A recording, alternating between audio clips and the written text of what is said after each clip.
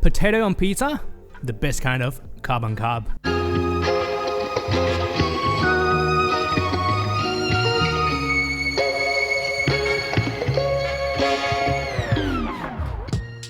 G'day friends, how's it going? Welcome back to Sam's Home Kitchen, where I bring to you budget-friendly recipes with sustainability in mind.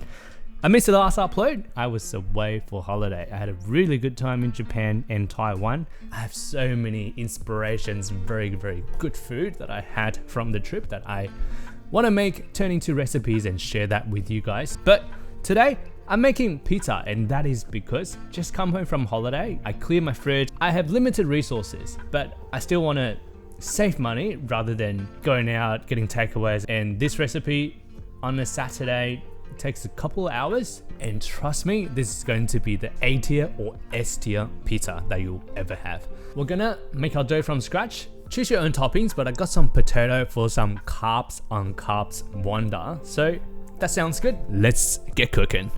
Start by measuring out 200 grams of flour per pizza. I suggest using baker's flour for extra protein for a stronger dough to hold in more bubbles. Or if you got some 00 pizza flour, go for it. 2 grams of instant yeast. I store mine in a sealed bag in the freezer. It lasts for months and years. A sprinkle of salt, about 5 grams. Salt will season the dough and help with gluten formation. Last but definitely not the least, some water. We're after a 70% hydration dough, so that is 200 by 0.7 equals to 140 grams of water. Tuck your hair in and get the hands in to mix it all up. At this initial mix, we're not chasing perfection. The goal is to get all of the flour hydrated. It's not pretty, but hey, live with it.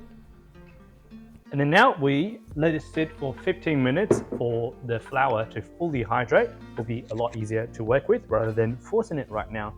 Cover it up or not and put it aside. While waiting for the dough to rest and hydrate, I thought I would double down on the Italian experience by making an espresso.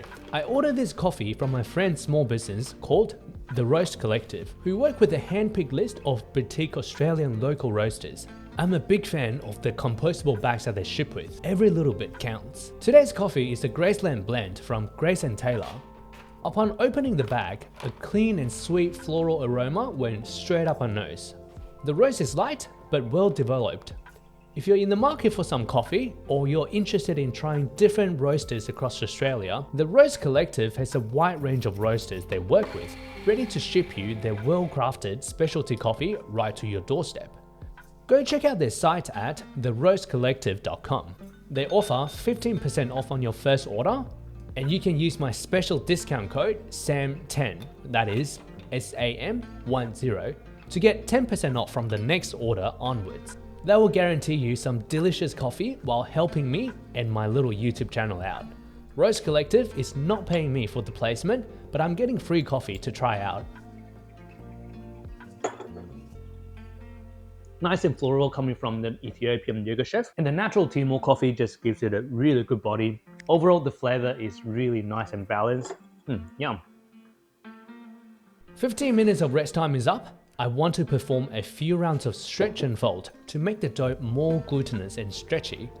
Grab the 4 corners of the dough, stretch it and fold it under. After creating some surface tension, cover it up and let it rest for another 15. Like to do about 3 to 4 times until we get some good strength in the dough. Each time, we let it rest for 15 minutes. Well, now I'm well caffeinated and the dough still needs time to rest. I utilize the time to get the toppings ready. I mentioned potato pizza earlier. It's literally 1 potato and slice it thinly. This is a very good opportunity to practice knife skills, or else use a mandolin. Just don't cut your fingers, okay? Potato done, set aside, and we get some tasty cheese. You can never have enough cheese on the pizza, right? Grate it up so we can spread it out. Time to check on the dough again. The best way to tell if the dough is ready is by doing the window pane test. Pinch the dough up and see how thin you can stretch it. If you can get it very thin and that is almost translucent without breaking, we are good to go. Rosemary and potato is a great combo. Nothing beats fresh rosemary from the garden. Now, dough's ready, toppings are all ready. Let's put them all together. If you're in the warm season like me, the dough should be nicely puffed up by now. If it's a bit colder there, you want to give the dough more time until it's almost double in size. Lightly sprinkle the workbench with some semolina, flip out the pizza dough and sprinkle some more on top. Now, here's how we finesse. Use your fingers and gently press down the 80% center of the pizza. We want to leave the air bubbles on the outer rim of the pizza for a nice and airy crust. Gently stretch the dough out to make the pizza bigger. The key is to apply pulling pressure with bigger surface area to prevent tearing, so your entire thumb or the back of your hand as such. Toppings. I scored some cream on clearance, but you can also use sour cream for an even lighter flavor. A good amount to cover the base.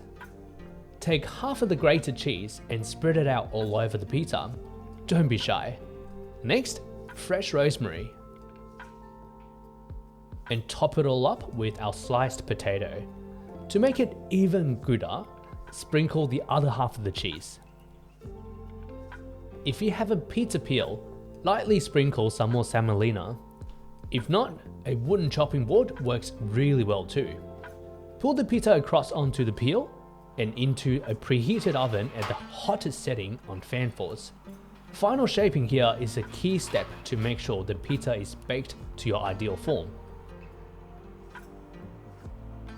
More cheese? Yes, please. Now push the pizza back into the oven and wait for the magic to happen. Depends on the temperature of the oven, it can take from a few minutes to like 10 minutes plus. Just keep an eye on it. When it's golden brown, it's good to go.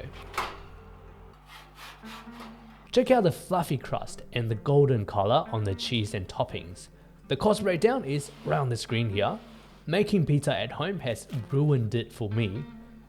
When I see a pizza for $15, $20, $25 on the menu, I just can't. Alright, and there we have it. This is our pizza all done right here. It's staring at me. I'm going to dive in and just let you know how it's like. You can tell through the video the integrity of the pizza. It's not sloppy, it doesn't just, be all drippy and wet and sad. All credit to Pizza Stone. I've seen plenty of them at op shops, even Facial Marketplace. Highly recommend you. Just keep a couple in the oven. It helps with thermal stability and gives you the best pizza base.